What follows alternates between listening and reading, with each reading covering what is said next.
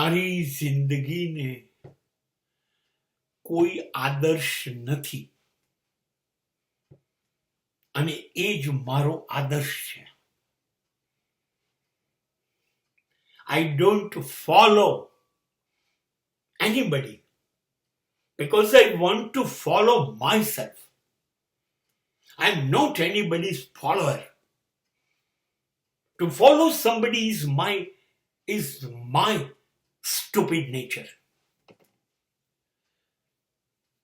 મારે કોઈને અનુસરવો નથી, કોઈને. અને હું ઈચ્છતો નથી કોઈ મને અનુસરે. નહીં, મારી પાછળ ના. મારે એવું જીવવું છે, પક્ષીઓ જેવું, આકાશમાં ઉડે, કોઈ નિશાની નહીં, આકાશમાં એના કોઈ પગલા નહીં. મારે માછલીની જેમ તરવું છે ઊંડાણમાં. તમને એનો રસ્તો જ ખબર ના પડે. આખી જિંદગી એમાં જીવે ને પેલો આખી જિંદગી આકાશમાં ઉડે. મને એવું જીવવું છે. માછલીનો આદર્શ કોણ? કબૂતરનો આદર્શ કોણ? કોઈ નહીં. આપણી મોટી તકલીફ તે થઈ ગઈ છે કે આપણે કોઈને માની લીધા કે મારો આદર્શ કૃષ્ણ, રામ, મહાવીર, બુદ્ધ, ઈસુ, મોહમ્મદ, નાનક, મારો આદર્શ ભગતસિંહ, કે મારો આદર્શ વિવેકાનંદ. આપણી કેટલી મોટી મૂર્ખામી છે. જે બીજું કોઈ છે આપણે એ બનવું છે. હું એક વાત પૂછું, બુદ્ધ આજે હજારો લોકો એને માને છે, મહાવીર હજારો લોકો માને છે, કૃષ્ણ આખું વિશ્વ માને છે. અચ્છા, આ લોકોનો આદર્શ કોણ હતો? એ તો પહેલા હતા જેમણે બધી પ્રથાઓ શરૂ કરી. આદર્શ વગર એ શ્રેષ્ઠતમ બન્યા. આદર્શ વગર બની શકાય. શંકા છે કે આ માણસ ખોટા રસ્તા પર આપણને લઈ જઈ રહ્યો છે, દેવેન્દ્રભાઈ નામનો. નહીં.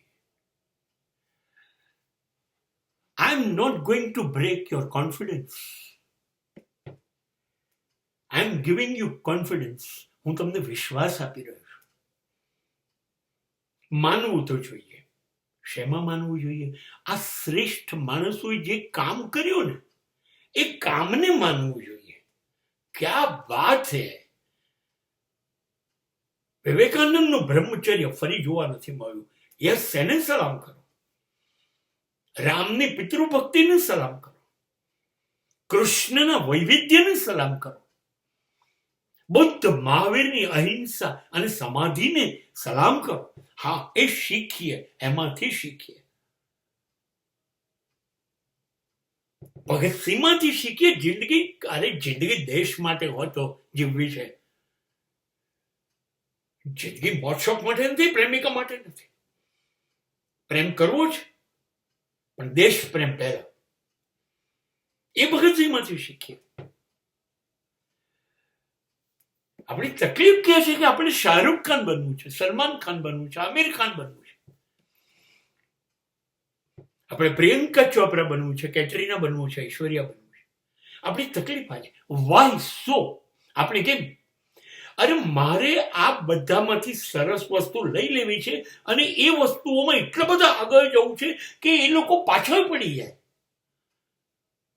જિંદગી આ છે.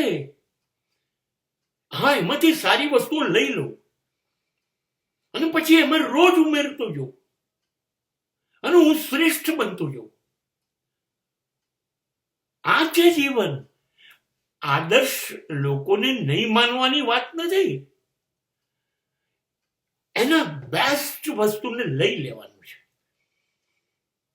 અને પછી એ રસ્તા ઉપર આપણી પર પ્રયોગો કરી અને આગળ વધવાનું છે. ગાવસ્કરે 34 સેન્ચુરી કરી તો સચિને 100 કરી. આગળ ગયો અને સચિનની 100 પછી વિરાટ અત્યારે 80 કરીને રમી રહ્યો. અને પછીની પેઢી વિરાટથી બી આગળ જશે. એ કરવાનું છે. દિલીપ કુમાર મહાન હતા. કાયમ પહેલું મારે માથું જુમાવવાનું આવશે તો હું ત્યાં જ નમાઈશ, પણ નમાઈને ઉભા ન રહ્યા. બચ્ચન સર 82 વર્ષે આખા બોલિવૂડને નમાવે છે. આગળ ગયા, દિલીપ સાહેબ થી આગળ ગયા. આગળ જવું છે. જિંદગીને કોઈક આદર્શોમાં રોકી નથી દેવી. બુદ્ધ થઈને શું કરશો? મહાવીર થઈને શું કરશો? નહીં. તમે એ બનો કે હવેનું પછીનું વિશ્વ તમને અનુસરે. કે ક્યાં વાત હે, ગજબ કર્યું તમે. અને લોકો તમારા દીવાના થાય અને હવે તમને જોઈને એમના રસ્તા નક્કી કરે. તમારે એ કરવાનું છે. તમારે કોઈને જેવા નથી બનવાનું. તમારે તમારી જાતને એવી બનાવવાની છે કે જે જોઈને તમારી પાછળ આવનારી પેઢી આશ્ચર્યચકિત થઈ જાય અને નિર્ણય લે તમારી જેમ કે હવે હું પણ આનાથી તો બેસ્ટ કરીશ. And this is not over confidence, this is a self confidence. અને આ જિંદગી માટે જરૂરી છે.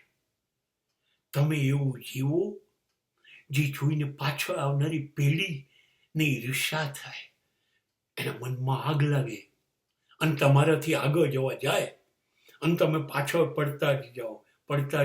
એટલા લોકો તમારી આગળ જાય તો સમજો તમે જીતી ગયા.